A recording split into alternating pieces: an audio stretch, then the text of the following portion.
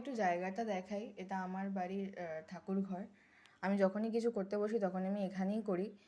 আর এই যে জিনিস যেটা ফার্স্টেই আছে সেটা হচ্ছে এই ব্রেসলেটসগুলো, এটা রোজ কোয়ার্টজ, এটা সিট্রিন, আর এটা হচ্ছে ইভি লাই পেন্ডেন্ট যেটা আমি পরি। এটা রোজ কোয়ার্টজ তাম্বল। যখন আমার কাছে ব্রেসলেট ছিল না, আমি একটার পর একটা মানে আস্তে আস্তে আস্তে আস্তে আমি এগুলো করি।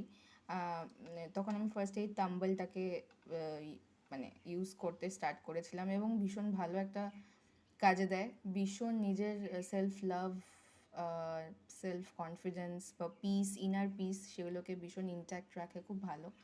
এটা হচ্ছে একটা ক্রিস্টাল ট্রি। এটা হচ্ছে রিলেশনশিপ অয়েল। এগুলো হচ্ছে spell jar, relationship spell jar. আর হ্যাঁ, এটা আমি বলে রাখি, এগুলো আমি খুলেছি কারণ কালকেই গুরু পূর্ণিমা। আমি এগুলোকে সমস্ত নেগেটিভিটি রিমুভ করে, এনার্জাইজ করে আমি কালকে মানে মুনলাইটের নিচে দেবো। সেই জন্য আমি এখন থেকে খুলে সব কিছু রেডি করেই রেখেছি।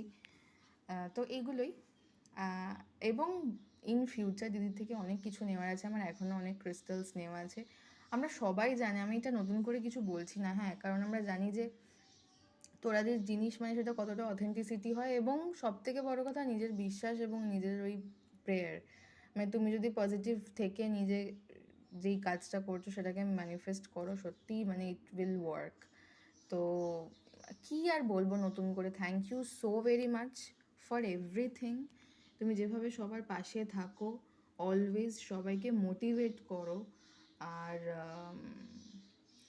মানে যেভাবে প্রত্যেকটা মানুষকে এভাবে গাইড করো। আমি আমার নিজের পার্সোনাল লাইফ নিয়ে, নিজের ক্যারিয়ার নিয়ে অলওয়েজ দিদির সঙ্গে ইন টাচে থাকি এবং ইন ফিউচারও বিভিন্ন বিষয় নিয়ে দিদির সঙ্গে আমার কনসাল্ট মানে আমি সাজেশন নিই দিদিকে অ্যাজ আ গুরু হিসাবে, সত্যি কথা বলতে মেনে।